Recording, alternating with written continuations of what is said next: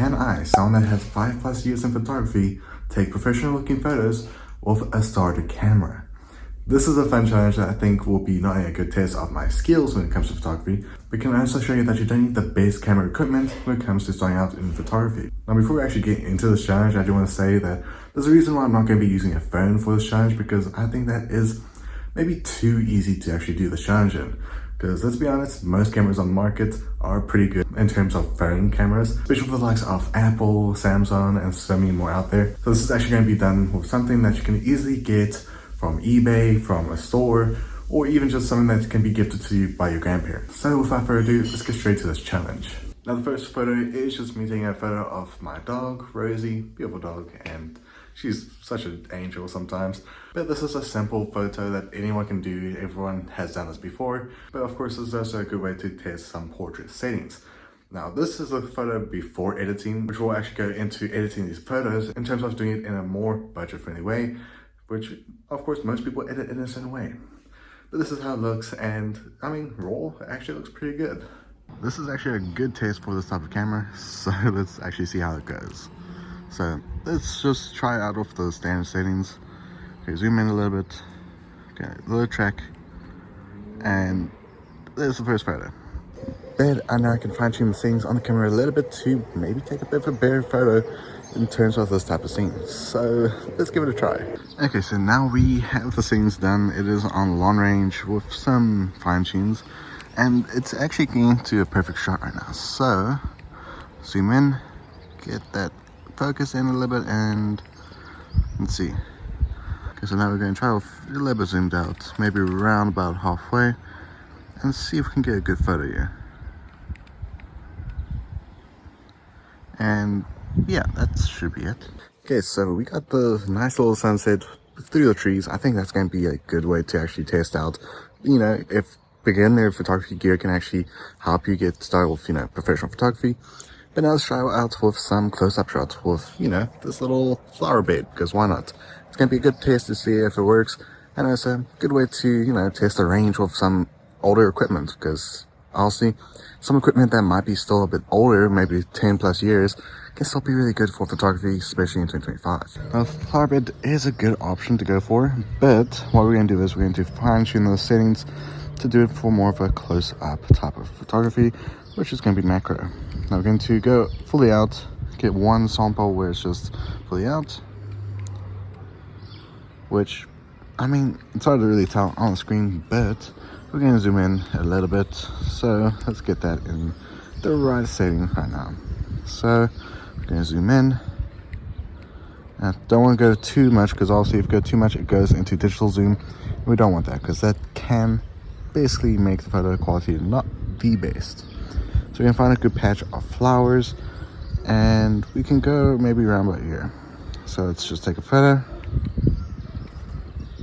That one is not the best. Let's just maybe let it focus a little bit, or we can zoom out a little bit to make it a bit better. And there we go. And I think that's going to be a good chance. Okay, now we're going to do the car, and this, I will just say, unfortunately it rains, so my car can be a little bit dirty for the shoot, but the current setup is probably my favorite right now. And that is because, well, we have a nice sunset, a nice tree, and it can be very good to test out the vibrancy when it comes to the camera, especially because, well, entry-level photography. So let's see if we can get a good professional shot of a car using budget gear. Now here's the shot we have right now. We're going to do it because, well, one, there's tons of lighting coming from the right hand side, which does give more of an effect and more of a glow to focus on the curves of a car. And second, because it's at sunset, it does give us a better look when it comes to getting a nice vibrant photo that is not too much, but also not too little. So let's get our camera set up. We're going to do it at an angle. We're going to zoom in just enough. Let's maybe go one more back. I think this zoom should be kind of good. And then let's just take the photo. That actually looks pretty good. And this is before editing, of course. So let's maybe get another one, go with more of a inner zoom, and let's see if we can get it more in the center. And I think that actually looks pretty good. Now we could try and see if we can get one where it's, okay, that was an accidental shot. I mean, accidental shot doesn't look too bad, but we're gonna see if we can get this done in more of a horizontal format. So this camera is very slow to respond, but I mean, it is older gear. So let's see if we can get this shot done. Now going to the final photo for this challenge, which is taking a photo at night. Now this was the most difficult one. Now I did line up the shot, I even put the camera settings on the right settings, which is obviously for night mode. But I had to unfortunately end the recording because I had to try to get the best stable shot of the light burst, because nighttime plus bright lights equals a different challenge when it comes to some budget gear. But I did eventually get a good photo, which it might be a little bit blurry, but we can see if we can actually adjust that when it comes to doing the photo editing. Now you are probably asking the question, how am I going to be editing these photos in a free way that everyone can actually do it? If you upload photos to, well, your phone, iPad, tablet, because, well, let's be honest, when it comes to doing photos on any mobile device, you can easily edit the photo in a basic way. When it comes to doing the vibrancy, the quality, the clarity, the sharpness, you can all do that on your phones for free. And I mean, if you're watching this video, you are someone that has a phone that can do that. So we're going to be doing that on my iPad to see if we can edit the photos in a good manner and maybe make the photos look a bit more better. Okay, so when it came to editing the photos and me exporting them to my iPad, I've noticed some details or some photos was actually not too bad, and some were actually surprising, not as I expected when I did the shot, because of course the display of the camera does deceive you in some cases. But that was only with 2 photos, so I'll take that as a bit of a win, because of course I did not know that some of these photos were not the best. But let's get to the editing. Now first, when it came to editing the first photo, I did edit twice because I had to just change some details. But here's the result of the original photo against the edited version. And I'll let you guys be the judge in the comments for that photo. But I think some edits didn't really make it look that good, but I mean, yet again, this is done in a free way.